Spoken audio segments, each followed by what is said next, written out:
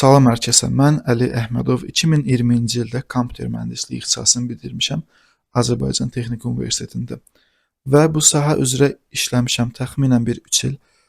Amma keçən ilin sentyabrından qərara gəldim ki, sıfırdan 3-cü qrupa hazırlaşım, çünki ingilis dili müəllimliyi ixtisasında oxumağa ehtiyac duydum, ingilis dili müəllimliyi diplomuna ehtiyac duydum.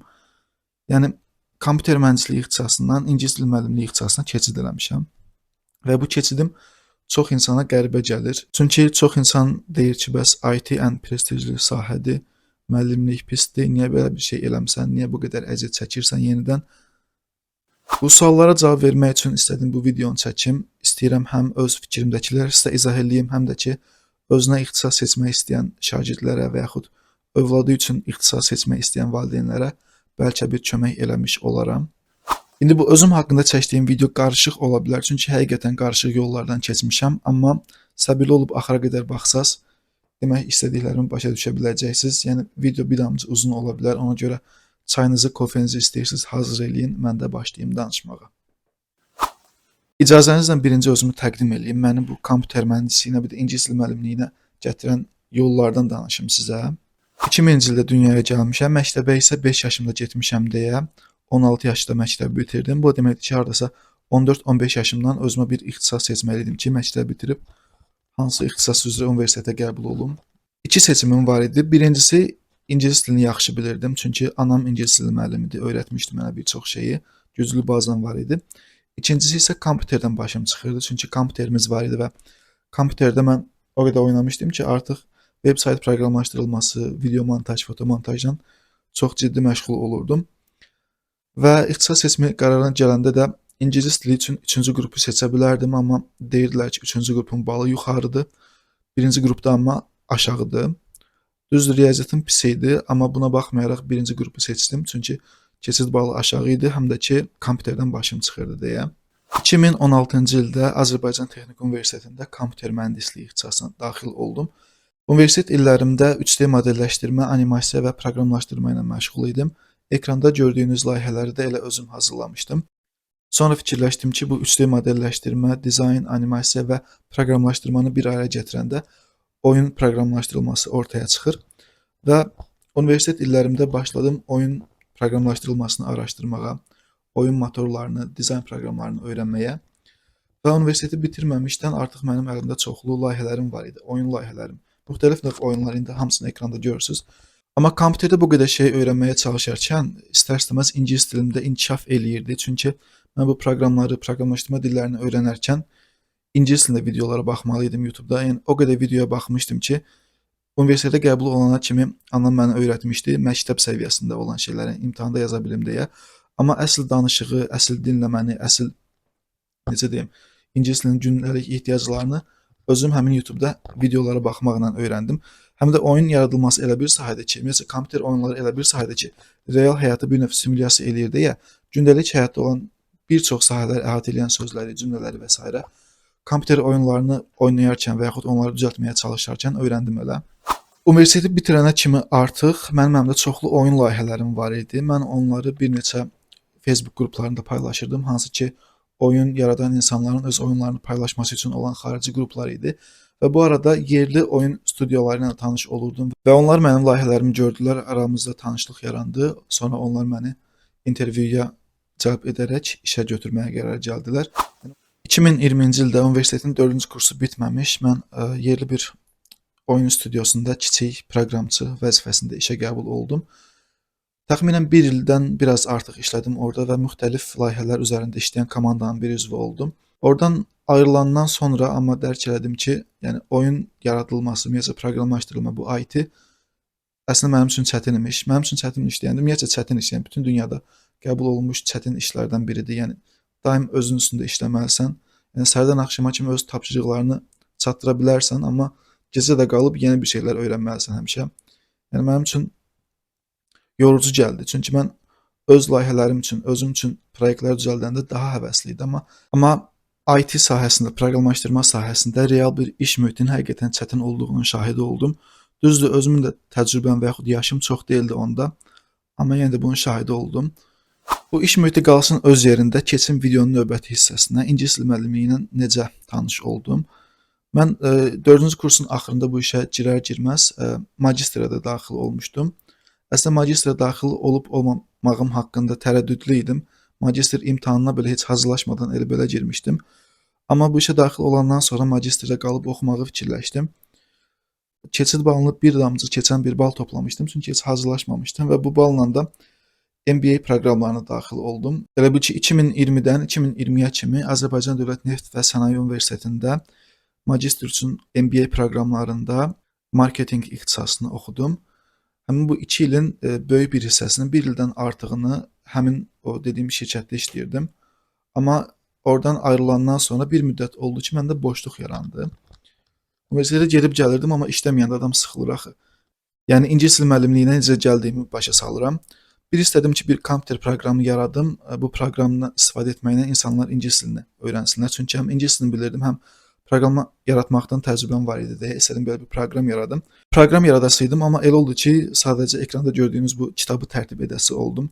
İngilis dili öyrənmək istəyən insanlar üçün içində dialoqlar, hekayələr və sair olan bir kitab idi. Həmin bu kitabı elə belə dostlarıma falan göstərirdim. Sonra elə oldu ki, magistrdə bir qrup yoldaşıma göstərdim, söz düşdü. Həmin qrup yoldaşımın öz nişanlısı ilə ingilis dili kursları var imiş.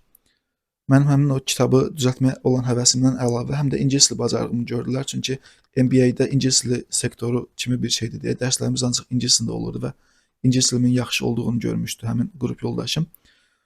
Və onların ingilis dili kursuna da danışıq dərslərini keçə biləcək bir müəllim lazım idi. Elə oldu ki, məni yönləndirdi. Mən ingilis dili bacarıqlarımı yoxlayandan sonra, dərs deməyə münasibətimi yoxlayandan sonra belə qərar gəldik ki, mən həmin kursda işləyəsi oldum. İşə girdiyimin ən birinci ayı sadəcə gedib gəlirdim. Heç kəsə dərs keçmirdim, amma dərs necə keçmək lazımdır, hansı proqramlardan necə istifadə etmək lazımdır deyə araşdırma aparırdım. Həm də bir növ köməkçi müəllim kimi digər müəllimlərin dərs keçmə metodlarına tanış olurdum.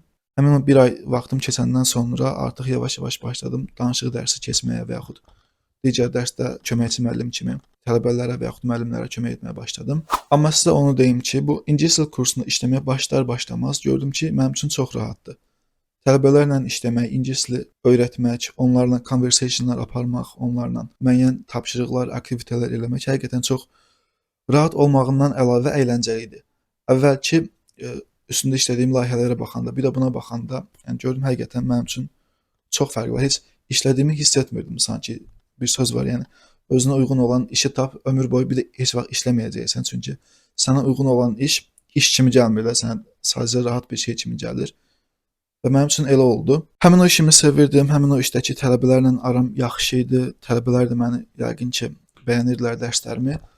Amma magistrdə bitirirdim deyə artıq əsgərliyə getmək zamanı gəlmişdi. Ona görə həmin işdən də ayrılmalı oldum və 2022-23 aralığında əsgərlikdə oldum, hərbi xidmətdə oldum. Hərbi xidmətdən qayıdandan sonra düşünürdüm ki, yenə elə bu ingilis dili ilə bağlı fəaliyyətimi davam elətdirəcəm.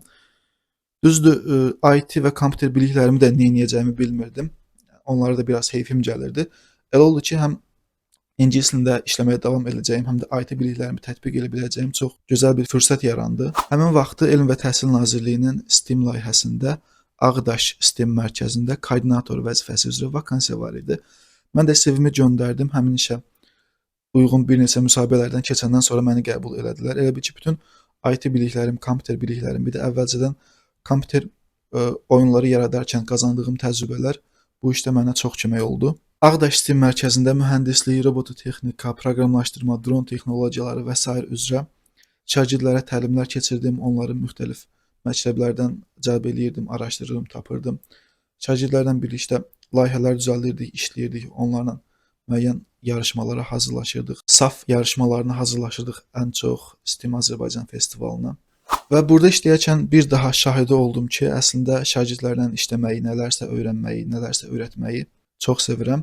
Həm də əvvəlcədən kompüter oyunlarının proqramlaşdırması ilə məşğul olmuşdum deyə bu işdə işləyərkən istər robot düzəltmək olsun, istər dron düzəltmək olsun, proqramlaşdırma, ondan sonra mühəndislik, bir çox sahələr artıq asan gəlirdi. Ümumiyyətcə, bu kompüter oyunları proqramlaşdırması çox gözəl bir şeymiş. Yəni, ingilis dilini çox möhkəmləndirməyimə kömək oldu mənə. Həm də sonraki işlədiyim bu Ağdaş STEM mərkəzində işlərimi öhdəsindən gəlməyə artıq təcrübə qazandırmışdı mənə. Amma Ağdaş STEM mərkəzində işləyərkən ingilis dilində başını boşlamamışdım. 2023-də əsgərlikdən qayıdarkən özümə elə bir Instagram səhifəsi açdım. İngilis dilində dərs videoları paylaşırdım. Danışıq üçün müəyyən fəndlər paylaşırdım və həmin səhifədən onlayn ingilis dili dərslərimə qoşulan tələbələr də qazanırdım. Elə oldu ki, günün gündüz saatlarında Ağdaş STEM mərkəzində işləyirdim. Günün axşam saatlarında da ki, onlayn ingilis dili dərsləri keçirdim öz tələbələrimə. Yəni hər şey yolundaymış kimi görünürdü. Hər şey yolundaydı əslində. Amma bir problem var idi ki, mən ingilis dilini sadəcə kurslarda işləyən və yaxud onlayn dərs keçən bir müəllim olmaq istəmirdim. Həqiqətən müəllim olmaq istəyirdim. Həm də Ağdaş STEM mərkəzindəki vəzifəm elə idi ki, şagirdlərlə daim məşğul olurdum. Yəni bir növ müəllim ştatında olan bir işdə işləyirdim deyə.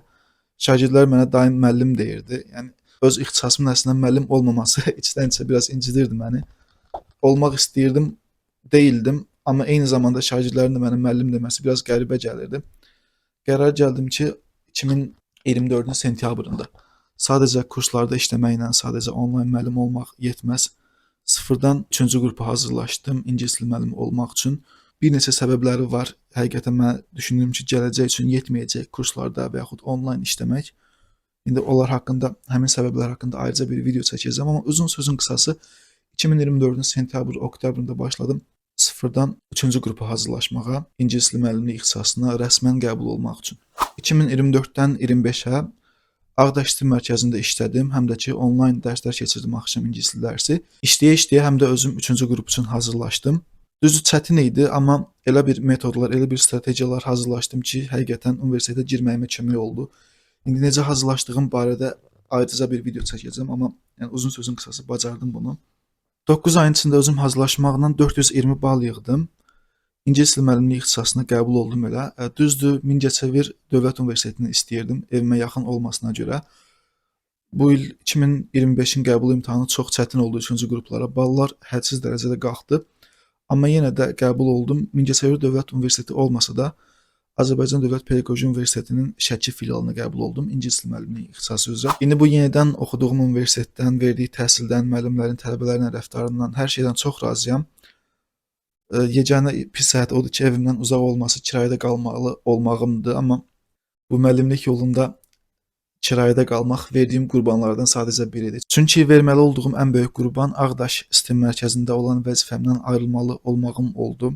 Ondan sonra 24-25 yaşımda bu qədər əziyyət çəkib yenidən universitetə qəbul olmağım oldu və s.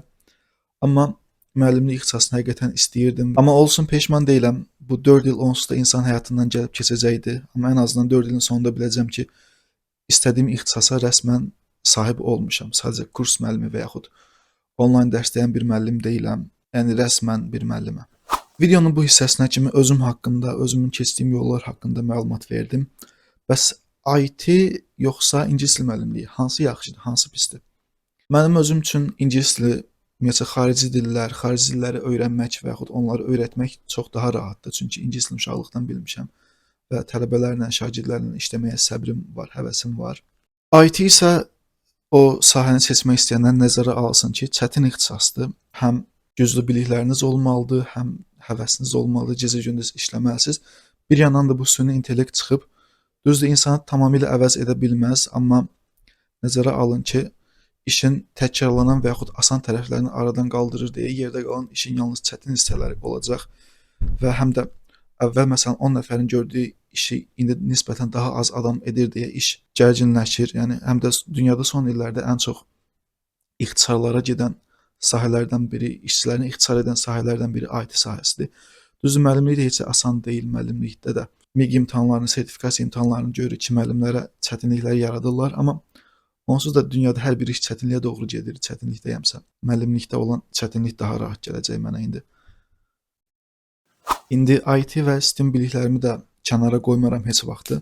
Müəllim olsam belə tələbələrimə daha yaxşı, daha maraqlı dərs materialları düzəltmək üçün lazım olacaq. Onlar mənə və yaxud özüm üçün hobbi kimi məşğul olacağam həmişə. Onsuz da hər kəsə lazım olan, hər kəsin bilməli olduğu bacarıqlardır onlar bu dəqiqə. Mənsə bir amcı daha çox vaxt sərf eləmişəm onları öyrənməyə, neynək. Axıra qədər baxdığınız üçün sağ olun. Videonun əvvəlində demişdim ki, bəs qarışıq yollardan keçmişəm deyə izah etdiyim videoda biraz qarışıq ola bilər. Axıra qədər baxsaz başa düşəcəksiniz demişdim. İndi bilmirəm nə dərəcədə izah edə bildim. Amma onu bilin ki, paylaşmadığım daha başqa məqamlar da var. İndi onları da başqa videolarımda paylaşacağam. Daha rahat sizə yön verməyə, kömək olmağa çalışacağam.